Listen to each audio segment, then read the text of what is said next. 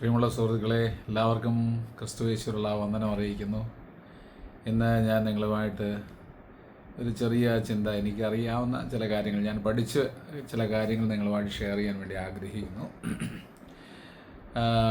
വിശുദ്ധ ബൈബിളിൽ ഉൽപ്പത്തി പുസ്തകം 1-ാം അധ്യായം 1-ാം വാക്യത്തിൽ ഇങ്ങനെ പറയുന്നു: ആദിയിൽ ദൈവം ആകാശവും ഭൂമിയും സൃഷ്ടിച്ചു. എന്നാൽ അതിൻ്റെ ഇംഗ്ലീഷ് വേർഷൻ ഇങ്ങനെയാണ്: in the beginning God created heavens and earth. Heavens എന്നാണ് ആകാശം എന്ന് പറയുന്ന പദത്തിന് ഇംഗ്ലീഷായിട്ട് അവിടെ രേഖപ്പെടുത്തിയിരിക്കുന്നത്. അപ്പോൾ ഞാനിങ്ങനെ പഠിച്ചു വന്നപ്പോൾ ഈ ഗാലക്സികളെക്കുറിച്ചും സ്റ്റാർസിനെക്കുറിച്ചും സൂര്യനെക്കുറിച്ചും അതിൻ്റെ ചുറ്റുവട്ടമുള്ള നക്ഷത്രങ്ങളെക്കുറിച്ചുമൊക്കെ കുറേ ഇൻഫർമേഷൻസ് ഞാൻ ഗൂഗിളിൽ നിന്നൊക്കെ പരിധി നോക്കിയപ്പോൾ എനിക്ക് മനസ്സിലായ ഒരു കാര്യം, ഈ സൂര്യന് ചുറ്റുമുള്ള നക്ഷത്രങ്ങളും ഭൂമിയും അടങ്ങുന്ന വലിയൊരു സംവിധാനത്തെ ദൈവം സൃഷ്ടിച്ചിട്ടുണ്ട്. ആ സംവിധാനത്തെ ഇപ്പോൾ സയൻസ് പറയുന്നത് മിൽക്ക് വേ ഗാലക്സി എന്നാണ്. ആയതുപോലെ ആ മിൽക്ക് വേ ഗാലക്സി പോലെ ലക്ഷക്കണക്കിന് ഗാലക്സികൾ, സ്റ്റാർസുകൾ, നക്ഷത്രങ്ങൾ, ഇതെല്ലാം ദൈവത്തിൻ്റെ സൃഷ്ടിയിൽ കടന്നു വരുന്നുവെന്ന് നമുക്ക് മനസ്സിലാക്കാൻ കഴിയും. ബൈബിൾ പഠിക്കുമ്പോൾ നമുക്ക് മനസ്സിലാക്കാൻ കഴിയും. ഈ മിൽക്കി വേ ഗാലക്സിയെക്കുറിച്ച് തന്നെ പഠിക്കാൻ ധാരാളം സമയങ്ങൾ നമുക്ക് ആവശ്യമാണ്. മിൽക്കി വേ ഗാലക്സിയിലെ ഒരു ചെറിയ നക്ഷത്രമാണ് സൂര്യൻ എന്ന് പറയുന്നത്. ആ സൂര്യൻ എന്ന് പറയുന്ന നക്ഷത്രത്തിൽ ഏകദേശം 100 ബില്യൺ സ്റ്റാർസ് ആ സൂര്യഗോളത്തോട് അടുപ്പിച്ച് അതുപോലെയുള്ള സൂര്യനെ പോലെയുള്ള നക്ഷത്രങ്ങൾ ഈ പ്രപഞ്ചത്തിൽ സൃഷ്ടിക്കപ്പെട്ടിരിക്കുന്നു. 100 ബില്യൺ. 1 ബില്യൺ എന്ന് പറഞ്ഞാൽ 100 കോടി, ഏകദേശം 100 ബില്യൺ. അപ്പോൾ 100 × 100 കോടി നക്ഷത്രങ്ങൾ, സൂര്യനെ പോലെ ഉള്ള നക്ഷത്രങ്ങൾ ഈ പ്രപഞ്ചത്തിൽ സൃഷ്ടിക്കപ്പെട്ടിരിക്കുന്നു. അപ്പോൾ ഏകദേശം 1,00,000 ലൈറ്റ് ഇയർ ഡയമീറ്റർ ഉണ്ട് ഈ മിൽക്കി വേ എന്ന് പറയുന്ന ഗാലക്സിക്ക്. ആ മിൽക്കി വേ എന്ന ഗാലക്സിയിൽ സൂര്യൻ ചലിക്കുന്നത് ഏകദേശം 250 കിലോമീറ്റർ പെർ സെക്കൻഡിലാണ്. അപ്പം നിങ്ങൾക്ക് അതിൻ്റെ സ്പീഡൊന്ന് അനുമാനിക്കാൻ പറ്റും, സൂര്യൻ്റെ എത്ര സ്പീഡുണ്ടോ. നമുക്ക് രാവിലെ എഴുന്നേറ്റ് നോക്കുമ്പോൾ, മുകളിലോട്ട് നോക്കുമ്പോൾ സൂര്യൻ വളരെ സ്ലോയിലാണ് കടന്നു വരുന്നത്. രാവിലെ 6 മണി 6:15 ആ സമയത്തൊക്കെ സൂര്യരശ്മികൾ ഇങ്ങനെ പതുക്കെ എഴയത്തതേ ഉള്ളൂ. അതേസമയം ഞാൻ കാനഡയിലൊക്കെ പോയ ആളായതുകൊണ്ട് എനിക്കറിയാം, അവിടെ സൂര്യൻ ഉദിച്ചു വരുന്നത് ചിലപ്പോൾ സമ്മർ സീസണിലൊക്കെ ആകുമ്പോഴത്തേന് 5 മണി 5:15 ആകുമ്പോഴത്തേന് സൂര്യൻ ഉദിക്കും. സൂര്യൻ അസ്തമിക്കുന്നത് രാത്രി 8:30 കഴിഞ്ഞാലും സൂര്യൻ അസ്തമിക്കത്തില്ല. ഇന്ത്യയിലാണെങ്കിൽ 6 മണിക്കും വൈകിട്ട് ഒരു 6 മണിയൊക്കെ ആകുമ്പോഴേക്കും സൂര്യൻ അസ്തമിക്കും. അപ്പോൾ സൂര്യൻ്റെ സ്പീഡെന്ന് പറഞ്ഞാൽ, സൂര്യൻ ഈ ഗാലക്സിക്ക് ചുറ്റും കറങ്ങിക്കൊണ്ടിരിക്കുന്ന സ്പീഡ് ആണ് ഞാൻ മുമ്പേ പറഞ്ഞത്. ഏകദേശം 250 കിലോമീറ്റർ പെർ സെക്കൻഡ്. ഒരു സെക്കൻഡിൽ 250 കിലോമീറ്റർ. നമുക്ക് ഒരു മണിക്കൂറിൽ 250 കിലോമീറ്റർ എന്ന് പോലും ചിന്തിക്കാൻ പറ്റത്തില്ല. കാരണം ട്രെയിൻ കേരളത്തിൽ മാക്സിമം സ്പീഡ് 160 കിലോമീറ്റർ പെർ ഹവറാണ്. ഒരു മണിക്കൂറിൽ 160 കിലോമീറ്റർ സ്പീഡ്. നമ്മുടെ കാറിൻ്റെ നാഷണൽ ഹൈവേയിൽ പോകുന്ന സ്പീഡെന്ന് പറഞ്ഞാൽ 80 കിലോമീറ്റർ പെർ ഹവറാണ്.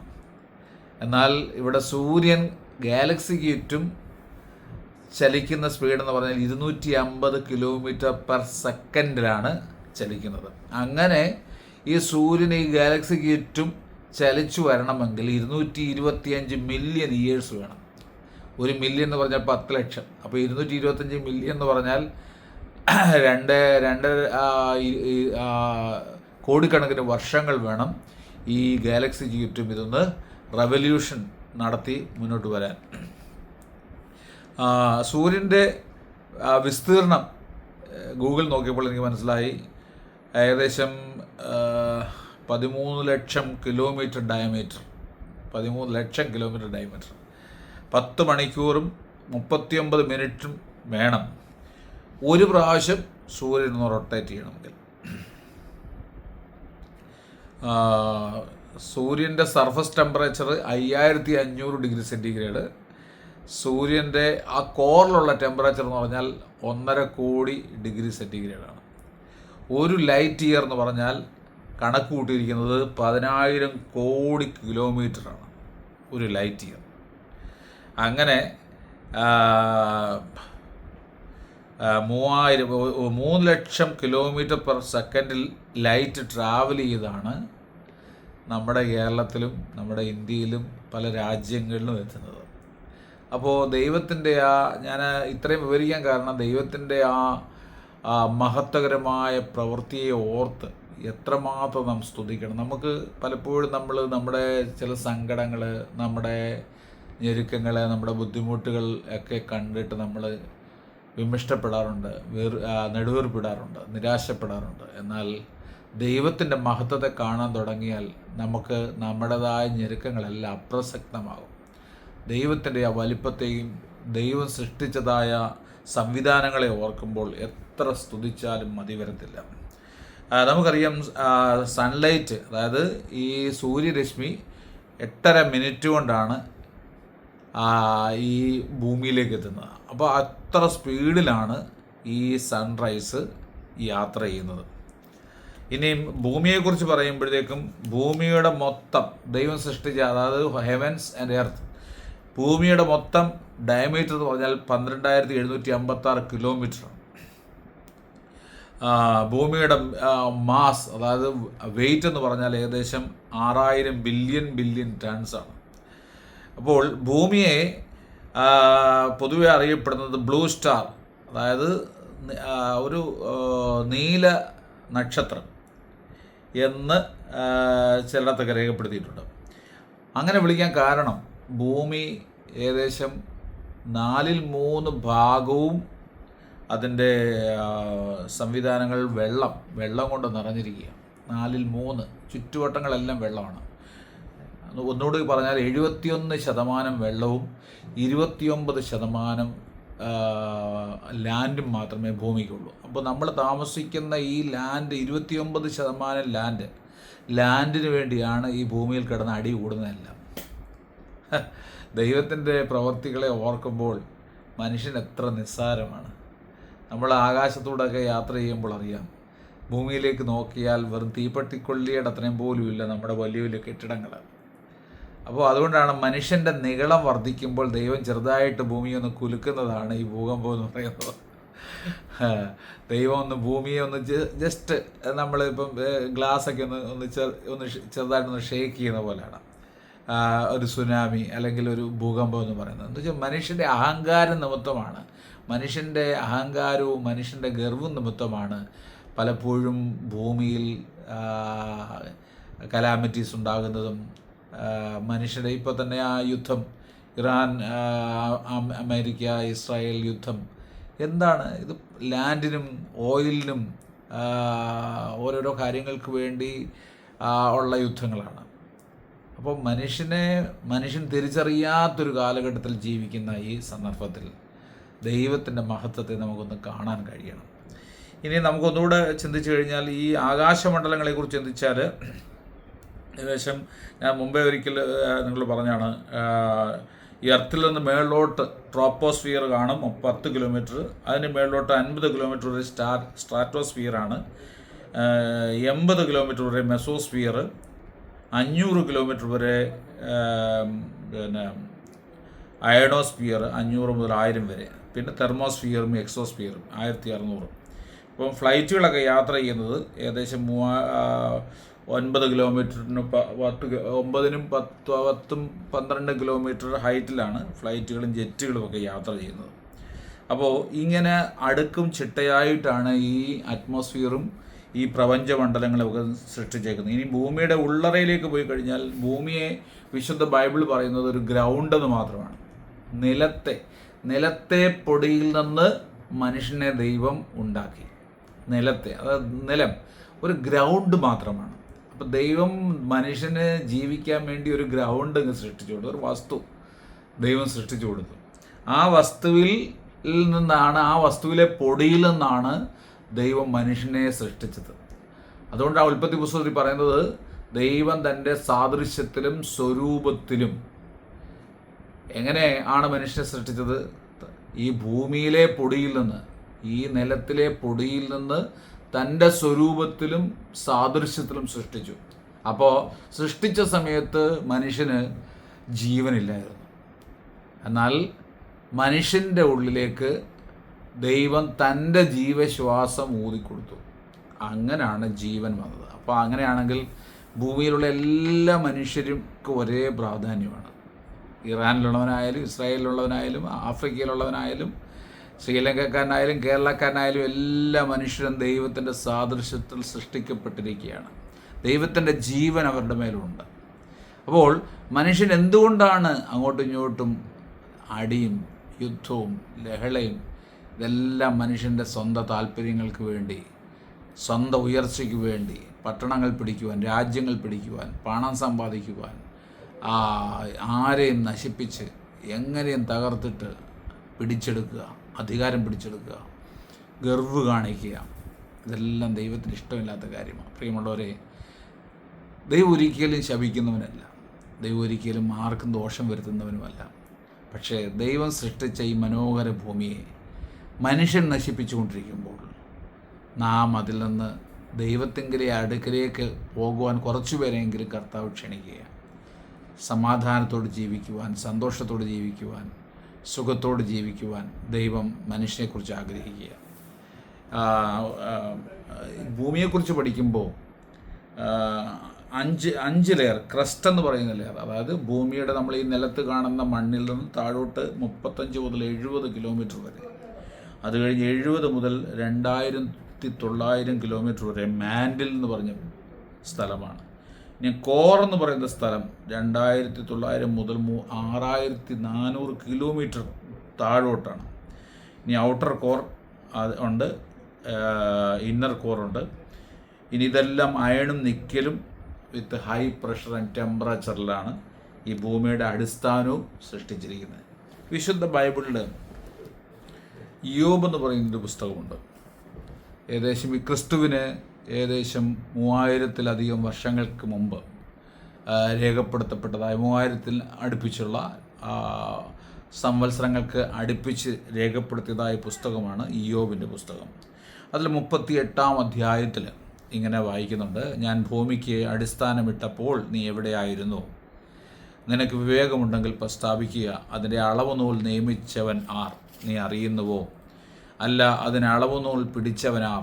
പ്രഭാത നക്ഷത്രങ്ങൾ ഒന്നിച്ച് ഘോഷിച്ചുല്ലസിക്കുവാനും ദൈവപുത്രന്മാരെല്ലാം സന്തോഷിച്ചാർക്കുവാനും ചെയ്തപ്പോൾ അതിൻ്റെ അടിസ്ഥാനം ഏതിന്മേൽ ഉറപ്പിച്ചു? അല്ല, അതിൻ്റെ മൂലക്കല്ലിട്ടവൻ ആർ? ഗർഭത്തിൽ നിന്ന് എന്ന പോലെ സമുദ്രം ചാടിപ്പുറപ്പെട്ടപ്പോൾ അതിനെ കതകുകളാൽ അടച്ചവനാർ? നോക്കണം, അതുകൊണ്ടാണ് 71% വെള്ളം നിറഞ്ഞിരിക്കുന്ന ഈ പ്രപഞ്ചത്തിൽ, നമ്മളെ ഭൂമിയായിട്ടുള്ള ചുറ്റുവട്ടങ്ങളിൽ 71%. ഈ വെള്ളം നിശ്ചയമായിട്ടും ഭൂമിയെ പിടിച്ചടക്കാമായിരുന്നു. നമുക്കറിയാം, സമുദ്രത്തിൻ്റെ അടുക്കലേക്ക് ചെന്ന് കഴിഞ്ഞാൽ അതിനൊരു അതിർത്തി വെച്ചിരിക്കുകയാണ്, സീഷോർ. അപ്പോൾ സമുദ്രത്തിൻ്റെ ഒരു അതിർത്തി. സമുദ്രത്തോട് ദൈവം പറഞ്ഞു, നീ ഇത്രത്തോളം വരാവൂ, ഇത്രത്തോളം ഇവിടെ വരെ നിനക്ക് കടക്കാൻ അനുവാദമുള്ളൂ എന്ന് സമുദ്രത്തിന് ഒരു അതിർത്തി വെച്ചു. വേണമെങ്കിൽ ഈ സമുദ്രത്തിന് ഈ ഭൂമിയെ വിഴുങ്ങാമായിരുന്നു. 21% ഉള്ളൂ. പക്ഷേ ആ 21% വിഴുങ്ങാതെ, നശിപ്പിക്കാതെ ദൈവം അതിന് അതിർത്തി സൃഷ്ടിച്ചെന്നാണ് യേശുക്രിസ്തുവിന് 3000-അടുപ്പിച്ച് വർഷങ്ങൾക്ക് മുമ്പ് ജീവിച്ച ഇയ്യോബ് എന്ന് പറയുന്ന മനുഷ്യനോട് ദൈവം പറഞ്ഞിരിക്കുന്നത്. പ്രിയമുള്ളവരെ, ഇതെല്ലാം ദൈവം ഓരോരോ സംവിധാനങ്ങൾ ഈ ഭൂമിയിൽ സൃഷ്ടിച്ചിട്ടുണ്ട്. എന്നാൽ ദൈവം സൃഷ്ടിച്ച ഈ മനോഹരമായ ഭൂമിയെ നശിപ്പിച്ചുകൊണ്ട് മനുഷ്യൻ അധികാരത്തിന് വേണ്ടിയും അഹങ്കാര പ്രവർത്തികളും ദുഷ്കർമ്മങ്ങളും ചെയ്ത്, ദുഷ്ടത ചെയ്ത്, മനുഷ്യനെ മനുഷ്യനല്ലാതെ കണ്ട് ജീവിക്കാൻ തുടങ്ങിയപ്പോഴാണ് ഇത്രത്തോളം പ്രയാസങ്ങളും ദുഃഖങ്ങളും നിരാശകളും. നമുക്കറിയാം 50 വർഷത്തിന് മുമ്പ് ഇവിടെ ഹോസ്പിറ്റലിൽ വളരെ റയറായിരുന്നു. അന്നും ആൾക്കാരൊക്കെ ജീവിച്ചിട്ടുണ്ട്. കൂടുതൽ ആയുസ് അന്നുണ്ടായിരുന്നു. 100 അന്നത്തെ ആൾക്കാർക്ക്, എനിക്കറിയാവുന്ന ആൾക്കാരുണ്ട് 100 വയസ്സിന് മുകളിലൊക്കെ ജീവിച്ചിരുന്നത്. എന്നാൽ ഇന്ന് ഇത്രയും ആധുനിക സംവിധാനങ്ങളും മൾട്ടി സ്പെഷ്യാലിറ്റി ഹോസ്പിറ്റലുകളും ഉന്നത സാങ്കേതിക വിദ്യയൊക്കെ ഉണ്ടായിരുന്നിട്ടും മനുഷ്യൻ്റെ ആയുസ് പെട്ടെന്ന് കുമിള പോലെ പോയിക്കൊണ്ടിരിക്കുകയാണ്. 50, 60, 70 ഒക്കെ ചെറുപ്പക്കാരാണിപ്പോൾ പെട്ടെന്ന് മരിച്ചു പോകുന്നത്. എന്താ അതിൻ്റെ കാരണം? എന്തുകൊണ്ട് സയൻസിന് ഈ മരണത്തെയോ അല്ലെങ്കിൽ രോഗത്തെയോ ഒന്നും പിടിച്ചു കിട്ടാൻ പലപ്പോഴും കഴിയുന്നില്ല? പലരും പരിഹസിക്കും. പ്രാർത്ഥിക്കുന്നവരിൽ കൂടെ രോഗസൗഖ്യം ഉണ്ടാകുമ്പോൾ പരിഹസിക്കാറുണ്ട്. എന്നാൽ എത്രയോ കോടിക്കണക്കിന് ആൾക്കാർ ആശുപത്രിയിൽ പോയിട്ട് മരിക്കുന്നു. അതാരും പരിഹസിക്കുന്നില്ല. ആരെങ്കിലും പ്രാർത്ഥിച്ചിട്ടുണ്ട്, ആരെങ്കിലും മരിച്ചു കഴിഞ്ഞാൽ ഉടനെ അവർ ചോദ്യചിഹ്നമാണ്. പക്ഷെ അങ്ങനെയാണെങ്കിൽ ആശുപത്രിയിൽ പോയിട്ട് മരിക്കുന്നതും ചോദ്യചിഹ്നമല്ലേ? അപ്പോൾ ആശുപത്രിയിൽ പോയിട്ട് മരിക്കുന്നതും പ്രാർത്ഥിച്ച് മരിക്കുന്നതും തമ്മിൽ ഭയങ്കര വ്യത്യാസമാണ്. പ്രിയമുള്ളവരെ, ഞാൻ പറഞ്ഞതിന് താല്പര്യം, ഒരു മെഡിക്കൽ സയൻസിനും ഒരു സാങ്കേതിക സംവിധാനത്തിനും മനുഷ്യൻ്റെ ആയുസ്സിനെ ഒരു മുഴം കൂട്ടാൻ സാധിക്കില്ല. വിശുദ്ധ ബൈബിൾ അങ്ങനെ പറഞ്ഞത്. നിൻ്റെ തലയിലെ ഒരു രോമം പോലും കൊഴിയുന്നു കർത്താവ് അറിയുന്നുണ്ട്. നിനക്ക് ഒരു മുഴം ആയുസ് നീട്ടണമെങ്കിൽ ഓരോ ജീവനും ദൈവത്തിൻ്റെ ആയുസ്സിൻ്റെ ഒരു ഭാണ്ഡമുണ്ട്.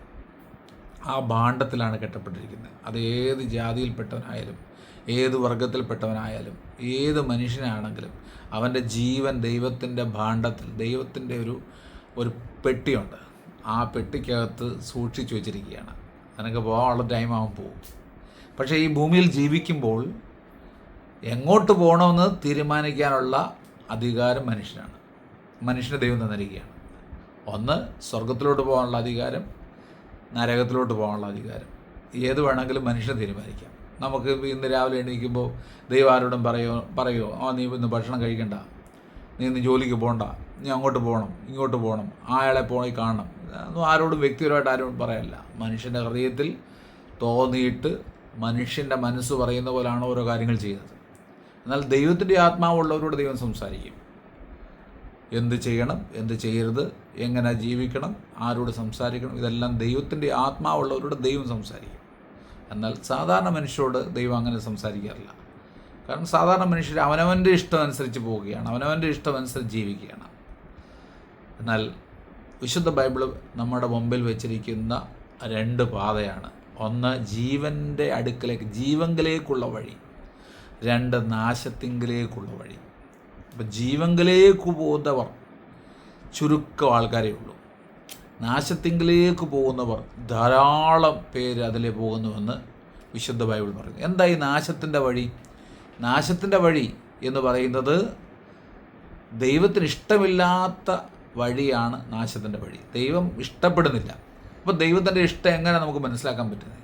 ദൈവത്തിൻ്റെ ഇഷ്ടം മനസ്സിലാക്കാൻ പറ്റുന്നത് ദൈവം പറയുന്നത് കേൾക്കുമ്പോൾ, ദൈവം പറയുന്നത് ശ്രദ്ധിക്കുമ്പോൾ, ദൈവം പറഞ്ഞിരിക്കുന്ന വിശുദ്ധ ബൈബിൾ, ദൈവം പറഞ്ഞിരിക്കുന്ന ദൈവത്തിൻ്റെ ശബ്ദമായിട്ട് റിട്ടൺ ലിപികളിൽ രേഖപ്പെടുത്തിയിരിക്കുന്ന പുസ്തകമാണ് വിശുദ്ധ വേദപുസ്തകം. അപ്പോൾ ആ ബൈബിളിൽ പറഞ്ഞിട്ടുണ്ട്, ജീവങ്കിലേക്ക് പോകുവാൻ ആർക്ക് കഴിയും? ജീവൻ കൊടുക്കുവാൻ കഴിയുന്ന ഒരാൾ പറയുന്നതനുസരിച്ച് പോയെങ്കിൽ മാത്രമേ ജീവങ്കിലേക്ക് പോകാൻ പറ്റത്തുള്ളൂ. ആർക്ക് ജീവൻ കൊടുക്കാൻ കഴിയും? വിശുദ്ധ ബൈബിൾ പറയുന്നു, യേശു തന്നെ വഴിയും സത്യവും ജീവനുമാകുന്നു. എന്തുകൊണ്ടാണ് യേശുവിനെ ജീവൻ എന്ന് പറയാൻ കാരണം? യേശുവിനെ ജീവൻ എന്ന് പറയാൻ കാരണം യേശു മരിച്ചവരിൽ നിന്ന് ഉയർത്തെഴുന്നേറ്റു. വേറെ ആരും അന്നുവരെ ഉയർത്തെഴുന്നേറ്റിട്ടില്ല. എന്നാൽ യേശു എന്തിനു വേണ്ടി ഉയർത്തെഴുന്നേറ്റു? സകല മനുഷ്യർക്കും പാപസംബന്ധമായ മരണം വിധി പറഞ്ഞപ്പോൾ, അപ്പോൾ പാപത്തിൻ്റെ ശമ്പളം എന്ന് പറയുന്നത്, പാപത്തിന് കിട്ടുന്ന ശമ്പളമുണ്ട്. അത് റോമർക്ക് എഴുതിയ ലേഖനത്തിൽ വിശുദ്ധ ബൈബിൾ പറയുന്നു, പാപത്തിൻ്റെ ശമ്പളം മരണമാണ്. അപ്പോൾ ആ പാപത്തിൻ്റെ ശമ്പളമാകുന്ന മരണത്തിൽ നിന്ന് മനുഷ്യനെ ജീവിപ്പിക്കുന്ന വഴിയിലേക്ക് നടത്തുവാൻ ജീവനുള്ള ഒരാൾക്ക് മാത്രമേ വഴി അതുകൊണ്ടാണ് യേശു മനുഷ്യയെപ്പോലെ ജീവിച്ചു. 33 വർഷക്കാലം ഭൂമിയിൽ ജീവിച്ചു. മനുഷ്യനായിട്ട് ജീവിച്ചു, ദൈവമായിട്ടല്ല ജീവിച്ചത്, മനുഷ്യനായിട്ട് ജീവിച്ചു. തൻ്റെ ശരീരം, അതായത് മരണം കീഴടക്കാൻ പറ്റുന്ന ആ ശരീരം ദൈവത്തിന് വേണ്ടി അർപ്പിച്ചു കൊടുത്തിട്ട് പറഞ്ഞു, ഞാൻ ഈ മരിക്കുന്നത് എനിക്ക് വേണ്ടിയല്ല, ഭൂമിയിലുള്ള മരണം വിധിയെഴുതപ്പെട്ട സകല മനുഷ്യവർഗത്തിന് വേണ്ടിയാണ് ഞാൻ ഈ മരിക്കുന്നത്. അങ്ങനെ ആ മരണത്തിന് വേണ്ടി അവൻ കാൽവറിയിൽ ഏൽപ്പിച്ചു കൊടുത്തു. എന്നാൽ സംഭവിച്ചെന്താണ്? അവനെ മരണത്തിന് കീഴടക്കാൻ കഴിഞ്ഞില്ല. കാരണം അവൻ്റെ മേൽ പരിശുദ്ധാത്മാവ് ഉണ്ടായിരുന്നു. പരിശുദ്ധാത്മാവ് ഉണ്ടായതുകൊണ്ടാണ് അവനെ കീഴടക്കാൻ പറ്റാത്തത്. അപ്പോൾ പരിശുദ്ധാത്മാവിനാലാണ് അവൻ ജനിച്ചത്. മറിയുടെ ഉദരത്തിൽ അവൻ പരിശുദ്ധാത്മാവിൽ. നമ്മളെല്ലാം ജനിച്ചത് മനുഷ്യൻ്റെ ഇഷ്ടത്താൽ ഉള്ള ജനനമാണ്. ഭൂമിയിലുള്ള സകല മനുഷ്യരും മനുഷ്യൻ്റെ ഇഷ്ടത്താലാണ് ജനിച്ചത്. ആദിമ മനുഷ്യൻ ദൈവത്തിൻ്റെ ഇഷ്ടത്താൽ ജനിച്ചുവെങ്കിലും അവൻ പാപം ചെയ്ത നിമിത്തം അവൻ അവിടുന്ന് മരണം അവനെ അവിടെ കാർന്നു തിന്നു. അവൻ്റെ തേജസ്സെല്ലാം പോയി, അവൻ ദൈവത്തിങ്കൽ നിന്ന് അകന്നു പോയി. എന്നാൽ ഭൂമിയിലുള്ള സകല മനുഷ്യരും അതിനുശേഷം ജനിച്ചത് മനുഷ്യൻ്റെ ഇഷ്ടത്താലാണ്. അതുകൊണ്ട് പാപം അവരുടെ ജീവിതത്തിൽ എന്നേക്കും വസിക്കും, മരണം അവരുടെ മേൽ വിധി എഴുതും. എന്നാൽ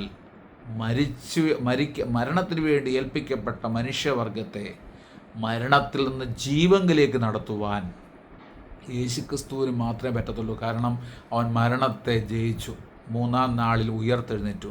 അങ്ങനെയാണ് AD എന്നും BC എന്നും നമ്മൾ ഇന്ന് കാണുന്ന ഈ സംവത്സരം വരെ ലോകം മുഴുവൻ പ്രസിദ്ധീകരിക്കപ്പെട്ടത്. അങ്ങനെ വിശ്വസിക്കുന്ന ഒരാൾ, യേശു കർത്താവിൽ വിശ്വസിക്കുന്ന ഒരാൾക്ക് നിത്യജീവൻ ലഭിക്കുമെന്ന് ബൈബിൾ പറയുന്നു. അതുകൊണ്ടാണ് യേശു പറഞ്ഞത്, എൻ്റെ അടുക്കൽ വരുന്നവന് ഒരു നാളും മരണം കാണത്തില്ല എന്ന് പറഞ്ഞാൽ, ഈ ഭൂമിയിൽ നമ്മൾ ശരീരം കൊണ്ട് മരിക്കുമെങ്കിലും മരണത്തിന് ശേഷം അവൻ എന്നേക്കുമായി ജീവൻ്റെ വഴിയിലേക്ക് പോകും. അതുകൊണ്ടാണ് യേശുക്രിസ്തുവിൽ വിശ്വസിക്കുന്ന ഒരാൾ മരിച്ചാലും അവൻ്റെ പ്രിയപ്പെട്ടവർക്ക്, അവൻ്റെ സ്വന്തക്കാർക്ക്, അവനെ സ്നേഹിക്കുന്നവർക്ക് വിഷമിക്കേണ്ട ആവശ്യമില്ല. അവൻ നിത്യജീവൻ, അവൻ്റെ ആത്മാവ് നിത്യതയിലേക്ക് പോകും. അപ്പോൾ നിത്യത തുടങ്ങുന്നത് ഈ ഭൂമിയിൽ വെച്ച് ഒരാൾ യേശു അവരുടെ ഉള്ളിൽ വരുമ്പോൾ മുതൽ അവൻ്റെ ജീവിതയാത്ര ആരംഭിക്കുകയാണ്. അതുകൊണ്ടാണ് വിശുദ്ധ ബൈബിൾ പറയുന്നത്, ഒരുവൻ ക്രിസ്തുവിലായാൽ പുതിയ സൃഷ്ടിയാകുന്നു. പുതിയ സൃഷ്ടി എന്ന് പറഞ്ഞാൽ അവൻ്റെ ഉള്ളിലെ വിത്ത് മാറിയിട്ട് ലോകപ്രകാരമുള്ള ജഡപ്രകാരമുള്ള മനുഷ്യ വിത്ത് മാറിയിട്ട് അവൻ പരിശുദ്ധാത്മാവിൻ്റെ വിത്ത് ധരിക്കുകയാണ്. പരിശുദ്ധാത്മാവിനാലാണ് അവൻ പിന്നെ വളരുന്നത്. എന്ന് പറഞ്ഞാൽ അവൻ നേരത്തെ കള്ളം പറയുമായിരുന്നു, കലഹത്തിന് പോകുമായിരുന്നു, ദുഷ്ടത പ്രവർത്തിക്കുമായിരുന്നു, ആരുടെ മുമ്പിൽ എന്ത് തെറ്റ് ചെയ്താലും ഒരു കുറ്റബോധമില്ലായിരുന്നു. എന്നാൽ ഒരാൾ ദൈവത്തിലായിക്കഴിഞ്ഞാൽ, ക്രിസ്തുവിലായിക്കഴിഞ്ഞാൽ അവൻ പുതിയ സൃഷ്ടിയാണ്. അവനൊരിക്കലും പകരത്തിന് പകരം പകരം ചെയ്യത്തില്ല, തിന്മയ്ക്ക് പകരം തിന്മ ചെയ്യത്തില്ല, ദോഷത്തിന് പകരം ദോഷം ചെയ്യത്തില്ല, ശകാരത്തിന് പകരം ശകാരം പറയത്തില്ല. ബൈബിൾ പറയുന്നു, ദോഷത്തിന് പകരം ദോഷം ചെയ്യാതെയും ശകാരത്തിന് പകരം ശകാരം പറയാതെയും നിങ്ങൾ അനുഗ്രഹം അനുഭവിക്കേണ്ടതിന് വിളിക്കപ്പെട്ടത് കൊണ്ട് നിങ്ങൾ അനുഗ്രഹിക്കുന്നവരായിരിക്കും എന്ന് പറഞ്ഞാൽ, ഒരാൾ ക്രിസ്തുവിലായിക്കഴിഞ്ഞാൽ മറ്റുള്ളവർക്ക് അനുഗ്രഹം കൊടുക്കുവാൻ തക്കവണ്ണം അവൻ വളർച്ച പ്രാപിക്കും. നമ്മൾ ഓരോരുത്തരിൽ കൂടെയും മറ്റുള്ളവർക്ക് അനുഗ്രഹമായി തീരും, അനേകർക്ക് നമ്മളൊരാശ്വാസമായി തീരും.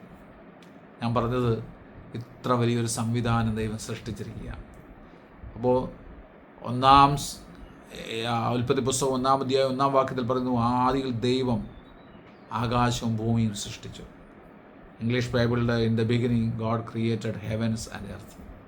ഇത്ര വലിയൊരു പ്രപഞ്ചം എന്ന് വെച്ചാൽ മരണത്തിന് ശേഷം പോയി താമസിക്കുവാൻ വേണ്ടിയുള്ള സംവിധാനം വരെ കർത്താവ് അവിടെ സൃഷ്ടിച്ചു വെച്ചിരിക്കുക. അതുകൊണ്ടാണ് യോഹന്നാൻ്റെ സുവിശേഷം 14-ാം അധ്യായത്തിൽ 1 മുതലുള്ള വാക്യങ്ങളിൽ ഞാൻ നിങ്ങളെ വായിച്ച് കേൾപ്പിക്കുക. നിങ്ങളുടെ ഹൃദയം കലങ്ങിപ്പോകരുത്, ദൈവത്തിൽ വിശ്വസിക്കുവിൻ, എന്നിലും വിശ്വസിക്കുവിൻ. എൻ്റെ പിതാവിൻ്റെ ഭവനത്തിൽ അനേക വാസസ്ഥലങ്ങളുണ്ട്. In my father's house are many dwelling places. If it were not so I would have told you, for I go to prepare a place for you. ഞാൻ നിങ്ങൾക്ക് സ്ഥലം ഒരുക്കുവാൻ പോകുന്നു. ഞാൻ പോയി നിങ്ങൾക്ക് സ്ഥലം ഒരുക്കിയാൽ ഞാൻ ഇരിക്കുന്ന ഇടത്ത് നിങ്ങളും ഇരിക്കേണ്ടതിന് പിന്നെയും വന്ന് നിങ്ങളെ എൻ്റെ അടുക്കൽ ചേർത്ത് കൊള്ളും. നോക്കണം, എത്ര വലിയ പ്രത്യാശയുടെ സന്ദേശമാണ് കർത്താവ് പോകുന്നതിന് മുമ്പ്, യേശു പോകുന്നതിന് മുമ്പ് മനുഷ്യവർഗത്തോട് പറഞ്ഞത്. എൻ്റെ പിതാവിൻ്റെ ഭവനത്തിൽ അനേക വാസസ്ഥലങ്ങളുണ്ട് എന്ന് പറഞ്ഞാൽ ഭൂമിയിൽ 21% ലാൻഡ്, ഈ ലാൻഡിന് വേണ്ടിയാണ് നമ്മൾ ഇപ്പോൾ അടിയുണ്ടാക്കിക്കൊണ്ടിരിക്കുന്നത്. ഇറാനും ഇസ്രായേലും. ഇസ്രായേൽ ചെറിയൊരു ലാൻഡിന് വേണ്ടി ഫൈറ്റ് ചെയ്യുന്നു, ഇറാൻ അതിനെക്കാട്ടിൽ ഫൈറ്റ് ചെയ്യുന്നു, അമേരിക്ക അതിന് ഒത്താശ നിൽക്കുന്നു. പ്രിയമുള്ളവർ, ഏറ്റവും നല്ല ചില വാസസ്ഥലങ്ങൾ, ഈ ഭൂമി പാഴായി പോകും. അതുകൊണ്ടാണ് ബൈബിൾ പറയുന്നത്, വെളിപ്പാട് പുസ്തകത്തിൽ പറയുന്നുണ്ട്, ഭൂമി പോകും. ഇപ്പോഴത്തെ ഭൂമി കത്തി ചാമ്പലായി തീരും, തീക്ക് വേണ്ടി വെച്ചിരിക്കുക. ഒന്നാമത്തെ ഭൂമി വെള്ളത്താൽ നശിപ്പിച്ചു. എന്നാൽ ഇനിയും ഉള്ള ഇപ്പോൾ നിലനിൽക്കുന്ന ഈ ഭൂമി തീയാൽ നശിപ്പിക്കപ്പെടും. അത് പ്രവചനമായിട്ട് ബൈബിളിൽ എഴുതി വെച്ചിരിക്കുക. തീ കൊണ്ട് നശിപ്പിക്കപ്പെടും. ശുദ്ധീകരണമാണ്. കാരണം മനുഷ്യൻ്റെ ദുഷ്ടത ഏറ്റവും വലുതായി. ബൈബിൾ പറയുന്ന പ്രകാരം ജീവിക്കുന്ന മനുഷ്യർ തുലവും കുറവാണ്. അത് ഞാൻ നിൽക്കുന്ന കോളത്തിലായാലും ഏത് കോളത്തിലായാലും. നിങ്ങൾ വിചാരിക്കും പെന്തിക്കോസ്തിലുള്ളവരെല്ലാം നല്ലതാണെന്ന്. ഒരിക്കലും അങ്ങനെ പറയല്ലേ. ഹല്ലേലൂയ.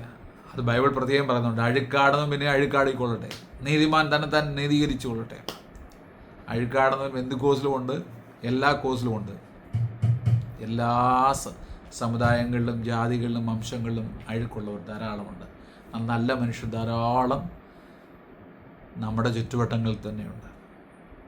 എല്ലാ ജാതികളിലും നല്ല മനുഷ്യരുണ്ട്. Praise the Lord. എന്നാൽ ദുഷ്ട മനുഷ്യരോട്, പാപിയായിരിക്കുന്ന ജനത്തോടാണ് ഞാൻ സംസാരിക്കുന്നത്. നിങ്ങൾ മാനസാന്തരപ്പെട്ട് കർത്താവിൻ്റെ പൊന്മുഖത്തേക്ക് നോക്കുന്നെങ്കിൽ നഷ്ടപ്പെട്ട നന്മകളെ നിങ്ങൾക്ക് മടക്കിത്തരും, നഷ്ടപ്പെട്ട അനുഗ്രഹങ്ങളെ നിങ്ങൾക്ക് മടക്കിത്തരും, നഷ്ടപ്പെട്ട സമാധാനങ്ങളെ മടക്കിത്തരും. തീർന്നില്ല, അത് കഴിഞ്ഞുള്ള നിത്യജീവനും നിത്യതയും നിങ്ങൾക്ക് വേണ്ടി കർത്താവ് ഒരുക്കി വച്ചിരിക്കുന്നു. ഞാൻ ഈ ഷോർട്ട് മെസ്സേജ് ഇവിടെ വൈൻഡപ്പ് ചെയ്യുകയാണ്. നിങ്ങളെ കർത്താവ് അനുഗ്രഹിക്കട്ടെ. ഈ പ്രപഞ്ചത്തെ, ദൈവം സൃഷ്ടിച്ച ഈ പ്രപഞ്ചത്തെയും സ്വർഗസ്ഥലങ്ങളെയും പിതാവിൻ്റെ വാസസ്ഥലങ്ങളെയും ഈ നമ്മൾ പഠിച്ച സയൻസുമായിട്ടൊന്ന് കമ്പയർ ചെയ്ത് എൻ്റെ അറിവ് നിങ്ങൾക്ക് ഒന്ന് തരാൻ വേണ്ടിയാണ് ഞാൻ ഈ വീഡിയോ ചെയ്തത്. അതിൽ എന്തെങ്കിലും തെറ്റുണ്ടെങ്കിൽ നിങ്ങൾ കമൻറ്റിൽ രേഖപ്പെടുത്താം. എന്തെങ്കിലും സജഷൻസ് ഉണ്ടെങ്കിൽ നിങ്ങൾക്ക് കമൻറ്റിൽ നിന്ന് രേഖപ്പെടുത്താം. കാരണം കുറച്ചുകൂടെ എല്ലാവരും 100% അറിവുള്ളവരാണെന്ന് പറയാൻ പറ്റില്ല. എന്തെങ്കിലും പോരായ്മ ഉണ്ടെങ്കിൽ നിങ്ങൾക്ക് ഒരു എളിയ സഹോദരൻ എന്ന നിലയിൽ നിങ്ങൾക്ക് കമൻറ്റിൽ രേഖപ്പെടുത്താം. Praise the Lord. സ്നേഹത്തിൽ നമുക്ക് ജീവിക്കാം, സന്തോഷത്തിൽ ജീവിക്കാം. കർത്താവ് ഈ വചനങ്ങളാൽ നിങ്ങളെ അനുഗ്രഹിക്കട്ടെ. ദൈവം നിങ്ങളെ സമൃദ്ധിയായി അനുഗ്രഹിക്കട്ടെ. നിങ്ങൾക്ക് ഇഷ്ടമായെങ്കിൽ അത് മറ്റുള്ളവർക്ക് ഷെയർ ചെയ്യുക, കമൻ്റ് ഇടുക. ദൈവം അനുഗ്രഹിക്കട്ടെ. Thank you.